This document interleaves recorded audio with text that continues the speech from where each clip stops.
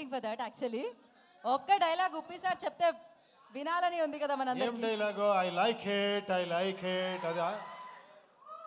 I am god is గ్రేటా?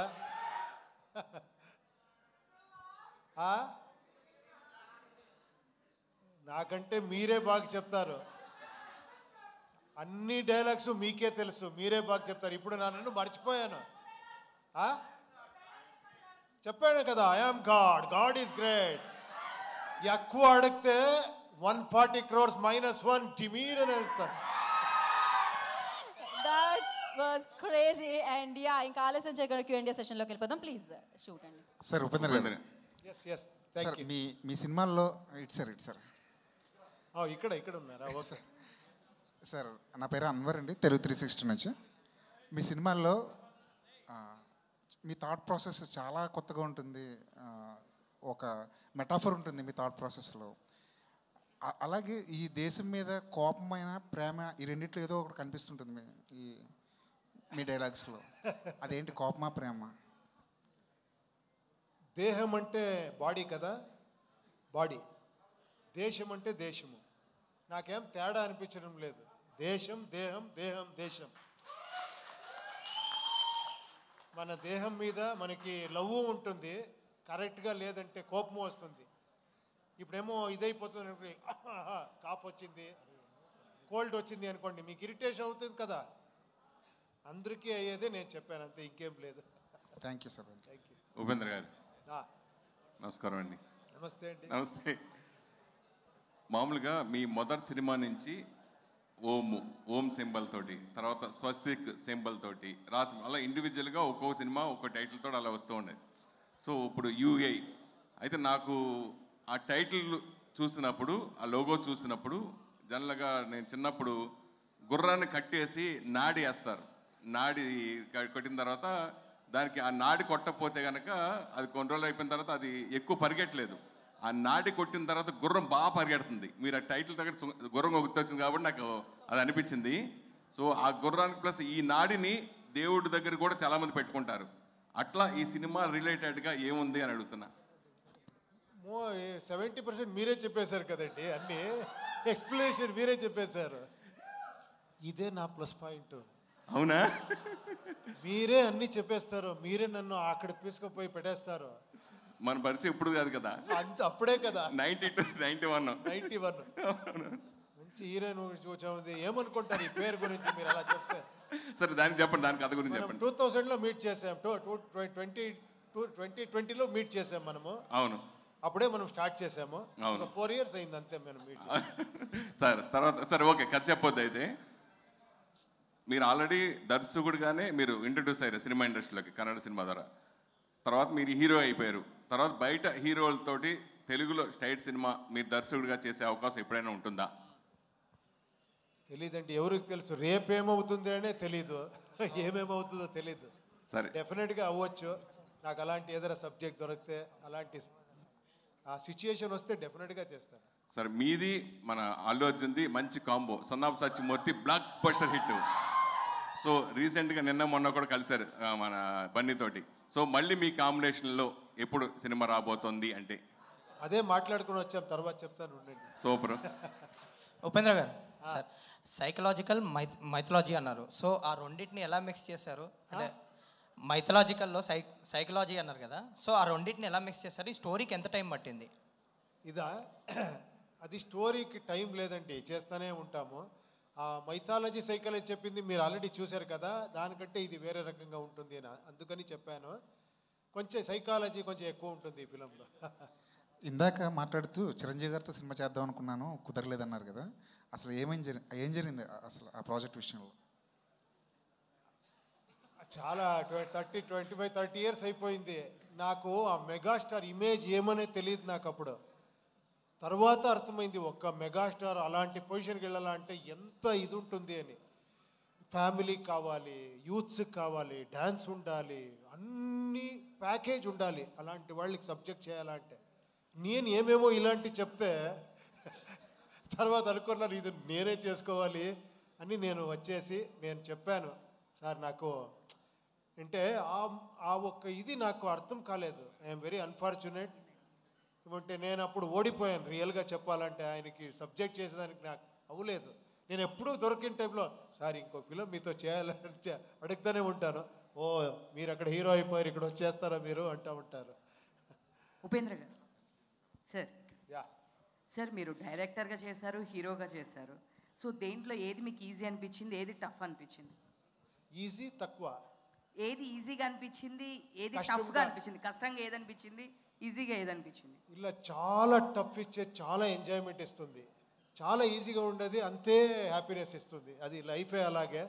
But ఇది డెఫినెట్గా అవును, both acting, direction and script రాసేది టోటల్గా ఒక తీసుకొని పోయేది డెఫినెట్గా టఫ్ జాబే. But I enjoy this actual because of this.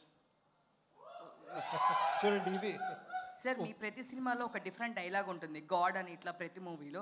So దీనిలో కూడా అలాంటి డైలాగ్ గుర్తుండిపోయేది ఏమన్నా ఉన్నాయా డైలాగ్స్ అట్లా? అది మీరు చూసిన తర్వాత మీరు చెప్పాలి.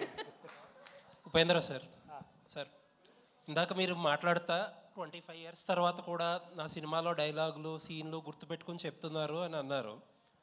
ఇన్ఫ్యాక్ట్ అదేంటంటే మా ఆడియన్స్ గొప్పతనం కాదు, అంత గుర్తుండిపోయేలా సినిమాలు చేసింది మీ గొప్పతనం. అయ్యో థ్యాంక్ యూ అండి, మీరు చెప్తున్నారు. ఇన్ఫ్యాక్ట్ మీ ఏవి వేస్తున్నప్పుడు ఆ సీన్ అన్నీ చూస్తుంటే ఇప్పుడెప్పుడో పాత విషయాలు అన్నీ గుర్తొచ్చి there is a smile on hour face. Maybe మీరు సాధించిందంతా ఇది గ్రేట్నెస్ మీది. థ్యాంక్ యూ అండి, thank you, thank you. Sir trailer చూస్తే ఏమనిపించిందంటే మన సమాజంలో ఉండే పూర్ పీపుల్ కానీ లేకపోతే మిడిల్ క్లాస్ కానీ తినడానికి తిండి లేకపోయినా మనల్ని క్రికెట్తోనో లేకపోతే క్యాస్ట్ అనో ఇంకోటనో రిలీజియన్ అనో ఒక డివైడ్ చేసి మనకి ఏం లేదు అనేది, ఏది అవసరం అనే దాన్ని గుర్తుపెట్టుకోనివ్వకుండా వేరే వీటి మీదకి డైవర్ట్ చేస్తారు అనేది ఒక సోషల్ సెటైర్ కింద అనిపించింది. 2040లో కూడా పరిస్థితులు అలాగే ఉండబోతున్నాయి అన్నట్టు ఒక సెటైర్గా అనిపించింది. అదే నా ఉద్దేశం ఈ సినిమాది. మీరు మొత్తం ఆన్సర్ చెప్పేసి క్వశ్చన్ అడిగితే మీరే అన్నీ చెప్పేశారు. చూడండి ఇది, this is your intelligence. Sir యాక్చువల్గా ఇటువంటి మ్యాడ్నెస్లో క్రికెట్ మ్యాడ్నెస్ కానీ లేకపోతే పాలిటీషియన్స్ కానీ చాలా ఉంటాయి. దాంతోపాటు సొసైటీలో హీరో వర్షిప్ లేకపోతే ఫిలిం వర్షిప్ అనేది కూడా కొన్ని చోట్ల చాలా ఎక్స్ట్రీమ్ లెవెల్స్లో ఉంటాయి. దానికి సంబంధించి కూడా ఏదైనా ఉంటుందా సినిమాలో? చూడండి చాలా మీకు నాకు సంబంధం ఇచ్చిన ఇది ఉంటుంది. Thank you sir, looking forward. Thank you, thank you.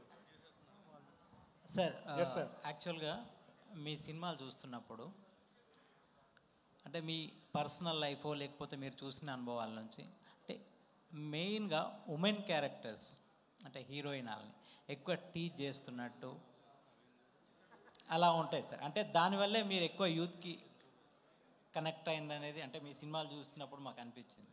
అంటే ఎందుకు సార్, అంటే మీ పర్సనల్ లైఫ్లో ఏమన్నా అలాంటి అనుభవాలు ఉన్నాయా? ఇవ్వండి, ఇలా అడిగేశారు. ఇప్పుడు ఎవరారా గర్ల్స్ని అడగండి, ఆ టైంలో నా మీద జలస్లో ఇలా స్ప్రెడ్ చేసేసారు. బట్ గర్ల్స్ అన్ను చూసి ఎంజాయ్ చేశారు. నాకే వచ్చి చెప్పేవాళ్ళని కరెక్ట్గా చెప్పారు మీరు అని.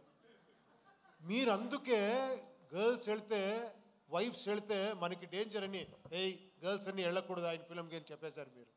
కరెక్ట్ కదా? తర్వాత చూశారు అందరూ, తర్వాత నాకే చెప్పారు ఎందుకు నా హస్బెండ్ నాకు వద్దు చూడొద్దు అని చెప్పింది, చాలా కరెక్ట్గా చెప్పారు మీరు అని. So, Upendra sir, hi. Yeah. Recently we met Priyanka garu here for promotions. Priyanka గారిని కలిసినప్పుడు మేము అడిగాం అనమాట యూఏ గురించి, మీకేమైనా తెలిస్తే చెప్పండి అని. But she said like you are working hard for this movie అని చెప్పారు. ఐ థింక్ తనకు కూడా ఏం రివీల్ చేయలేదు అని చెప్పారు. ఎందుకు సార్ అంతే ఇంత సీక్రెట్గా ఏం దాచిపెట్టారు లోపల మూవీలో? అలా ఏముందండి, నేను అన్నీ డిస్కస్ చేస్తాను, ఫైనల్ కాపీని ఎవరికి చూపించలేదు అంతే. ఆల్రెడీ ఒక రఫ్ కాపీని చూపించి డిస్కస్ చేసి అన్నీ చేసాము. బట్ ఫైనల్ కాపీని ఆ థియేటర్లో మీతో చూస్తేనే థ్రిల్ ఉంటుంది అని నేను అందుకే అలా పెట్టాను అంతే. సో హౌ దిస్ వరల్డ్ అంటే 2040 ఎలా ఉండబోతుంది అంటే లైక్ ఇన్ యువర్ విజన్ కదా? అంటే ఇంకేమన్నా అంటే లైక్ వాట్ అంటే మాకేమనిపించింది అంటే ఇప్పుడు ఏదైతే రిక్వైర్మెంట్ ఉంటుందో అవి మనం వదిలేసి అనవసరమైన ఎక్కువ పట్టించుకుంటున్నాం అని అనిపిస్తుంది. సో మీరు ఆ పాయింటే చూపించబోతున్నారు. మీరే చెప్పేసి మళ్ళీ ఆయనలాగా మీరే చెప్పేసి నన్ను అడుగుతా. ప్రొడ్యూసర్ చంద్రు గారు. చెప్పు. చంద్రు సార్. సార్ నమస్తే సార్ మ్యూజిక్ ఇండస్ట్రీలో లహరి అంటే పైనీర్స్. యూ ఫిల్మ్ ప్రొడక్షన్లోకి వచ్చారు, క్వైట్ బేబీ స్టెప్స్ అనుకోవాలి ఇవన్నీ.